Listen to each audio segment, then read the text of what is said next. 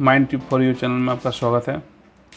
आज हम लोग माइंस एक्ट के डिफरेंट एक्ट्स के बारे में डिस्कस करेंगे। वीडियो स्टार्ट करने से पहले चैनल को सब्सक्राइब कीजिए, बेल आइकन को हिट कीजिए, इस वीडियो को लाइक कीजिए ताकि और भी अच्छे नए वीडियोस आपके लिए बना सकूं। आज का वीडियो बहुत ही इम्पोर्टेंट है क्योंकि जो भी रूल्स रेगुलेशन एक्ट्स है उसका सही से अनुपालन हो रहा है कि नहीं हो रहा है, इसका जिम्मेदारी जिसको दिया गया है इंडिया में वो है चीफ इंस्पेक्टर एवं उसके अधीनस्थ इंस्पेक्टर्स।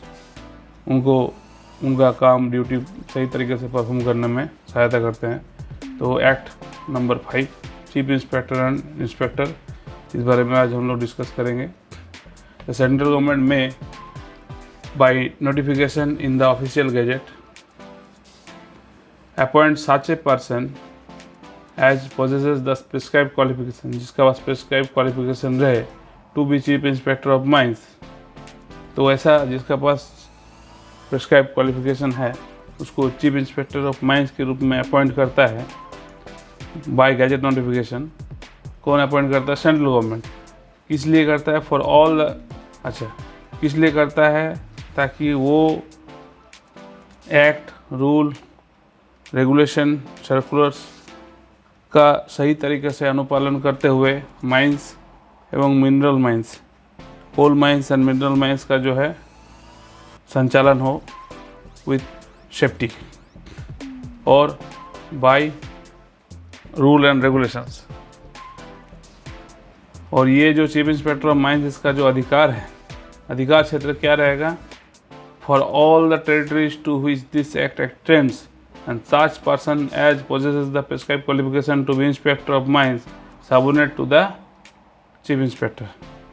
तो जिसका पास इंस्पेक्टर का प्रेस्क्राइब क्वालिफिकेशन रहेगा जो कि चीफ इंस्पेक्टर का सबऑर्डिनेट रहेगा वो हुआ inspector. No person shall be appointed to be chief inspector or an inspector or having been appointed shall continue to hold such office। अगर अपॉइंटमेंट हो गया है तो उस ऑफिस को होल्ड करेगा। अगर ऐसा कब होगा? जब अपॉइंटमेंट नहीं दिया जाएगा चीफ इंस्पेक्टर या इंस्पेक्टर का, या अगर इंस्पेक्टर या चीफ इंस्पेक्टर है तो उसको उस ऑफिस से उस ऑफिस को होल्ड नहीं करने दिया जाएगा। कब? अगर हु इज और बिकम डायरेक्टली और इनडायरेक्टली, यदि वो डायरेक्टली या indirectly interested in any mine, कोई माइंस में उसका डायरेक्ट या इनडायरेक्ट इंटरेस्ट है और माइनिंग राइट्स है, किसी माइंस में माइनिंग राइट्स है, तो इन दैट केस उसको जो है चीफ इंस्पेक्टर या इंस्पेक्टर नहीं अपॉइंट किया जाएगा। अगर अपॉइंटेड है तो उस ऑफिस को होल्ड नहीं करने दिया जाएगा, उससे रेजिग्नेशन मांगा जाएगा या उसको उस ड्यूटी को दिया नहीं जाएगा। Next, the district magistrate may exercise powers and perform the duties of an inspector subject to general or special orders of the central government. District magistrate exercise कर सकता है power and perform the duty of inspector का duty कर सकता है subject to the general or special order.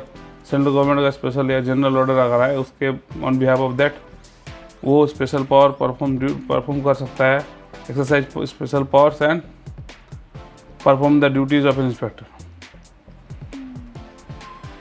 provided that nothing in this subsection shall be deemed to empower a district magistrate to exercise any of the powers conferred by section 22 और section 22A और section 61। ठीक है, section 22, section 22A और section 61 इसमें दिए गए जो powers है उस पावर को डिस्ट्रिक्ट मजिस्ट्रेट कन्फर नहीं कर सकता है, एम्पावर नहीं है। डिस्ट्रिक्ट मजिस्ट्रेट एम्पावर्ड नहीं है उस सेक्शंस को लागू करने के लिए। The chief inspector and all inspectors shall be deemed to be public servant within the meaning of the Indian penal code. Indian penal code के अधीनस्थ ये चीफ इंस्पेक्टर पब्लिक सर्वेंट के रूप में माना जाएगा। फंक्शन ऑफ इंस्पेक्टर का क्या फंक्शन रहेगा? The chief inspector with the approval of the central government and subject to such restrictions and or conditions as he may think fit to impose by order in writing, authorize any inspector named or any class of inspectors specified in the order to exercise such of the powers of the inspector, chief inspector under this act other than those relating to appeals as he may specify। Chief inspector का जो power है वो उस power को authorise करता है inspector को या क्लास ऑफ इंस्पेक्टर्स को to exercise such powers on behalf of chief inspector under this act. Chief inspector may by order in writing prohibit or restrict the exercise by any inspector named or any class of inspector specified in the order of any power conferred on inspector under this act। वो inspector को restrict कर सकता है, prohibit कर सकता है writing में, by order in writing restrict कर सकता है, प्रोहिबिट कर सकता है किसी ऑर्डर को या किसी एक्सरसाइज को जो किसी इंस्पेक्टर या क्लास ऑफ इंस्पेक्टर के द्वारा किया गया है।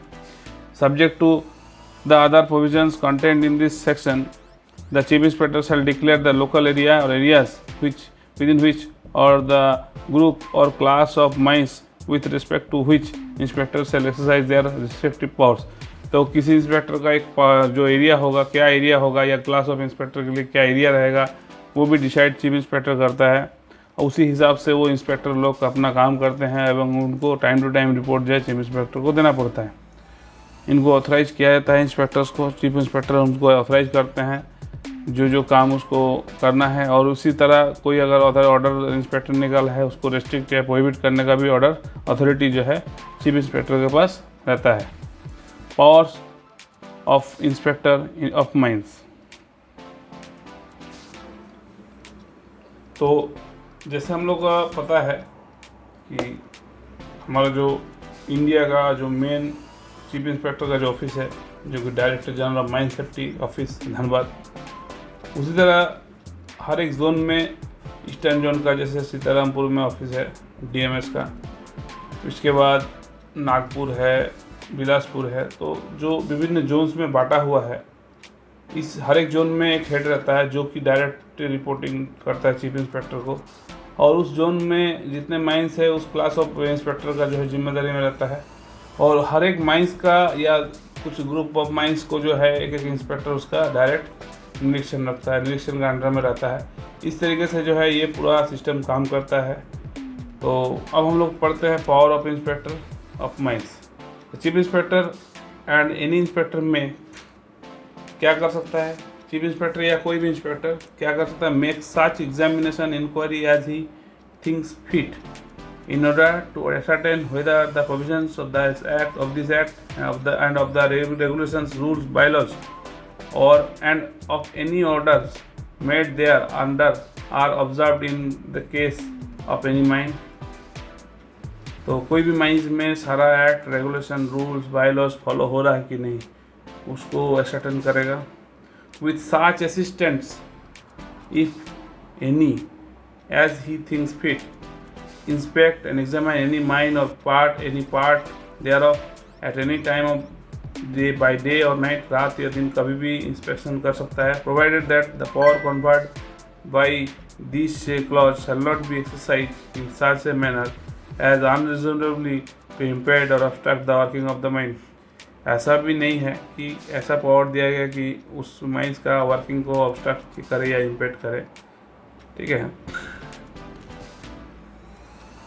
तो पावर को जो हम लोग चीफ इंस्पेक्टर एक्सरसाइज करेगा या इंस्पेक्टर एक्सरसाइज करेगा तो वैसा तरीका से ना करे कि ऑब्स्ट्रक्ट हो वर्किंग ऑफ द माइन या इम्पेड हो।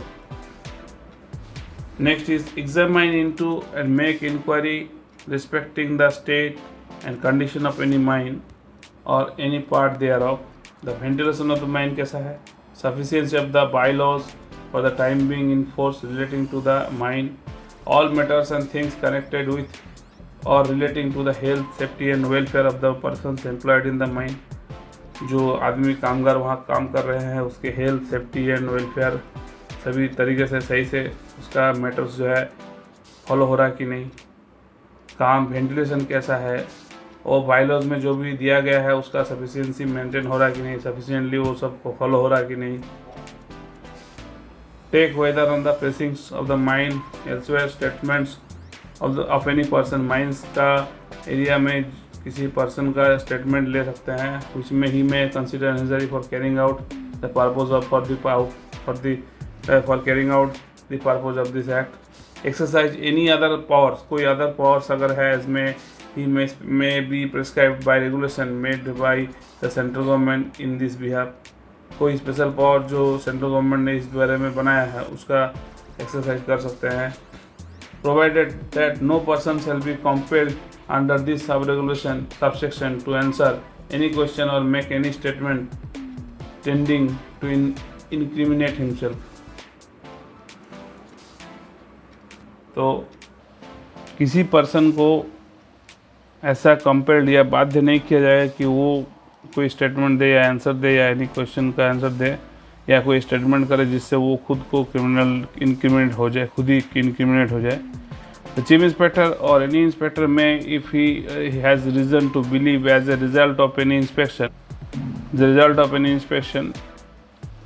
examination or inquiry under this section that an offence under this act is being committed, search any place, take possession of any material or any plain section, register other records appertaining to the mine, and provisions of the Code of Criminal Procedure shall, so far as may be applicable, applied to any search or seizure made under this act, as to apply to any search or seizure made under the authority of a warrant issued under section 94 of the code.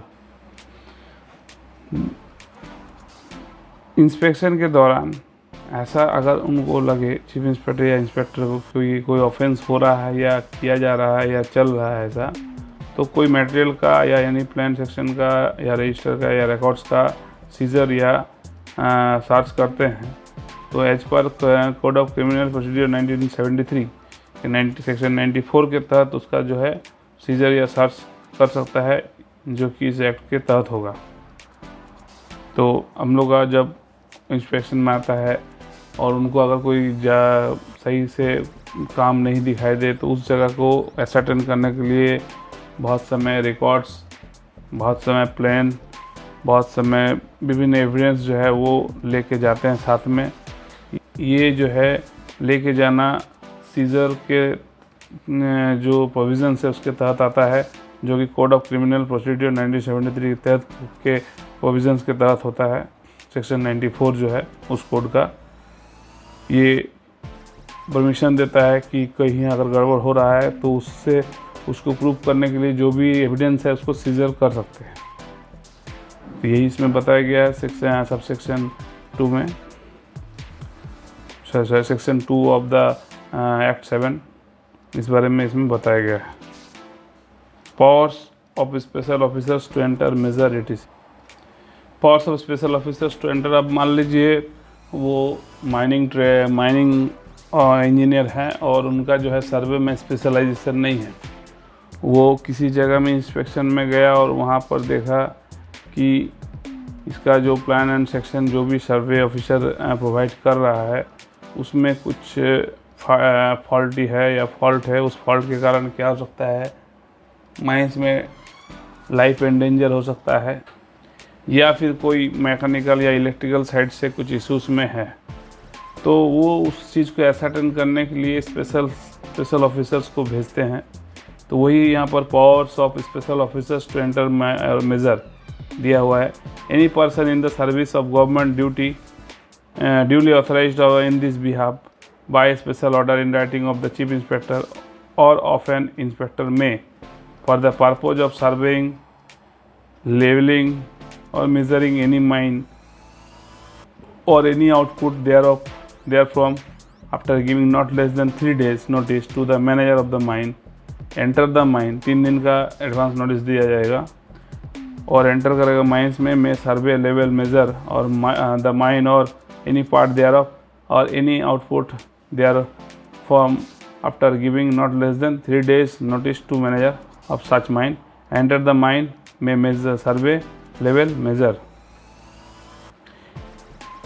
or any in the mine or any part of thereof or any output therefrom at any time of the day or night. ये सर्वे वाले आके अपना measurement करके जाएंगे तो जो उनका confusion है उस बारे में डिटेलिंग देने के लिए इनको बोला जाता है। ये स्पेशल ऑफिसर का कैटेगरी में आता है, जिसको चीफ इंस्पेक्टर ड्यूली ऑथराइज करते हैं।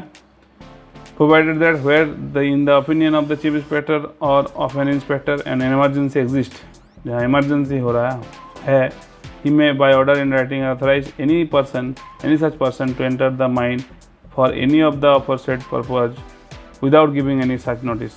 अगर कहीं लगता है कि इमरजेंसी एग्जिस्ट है तो वहाँ बिना कोई एडवांस नोटिस का, without giving any such notice, किसी को भी एनी सच पर्सन को ऑथराइज कर सकता है उस माइंस में जाके मेजर, सर्वे, लेवलिंग या कोई और तरीके का छानबीन करने के लिए।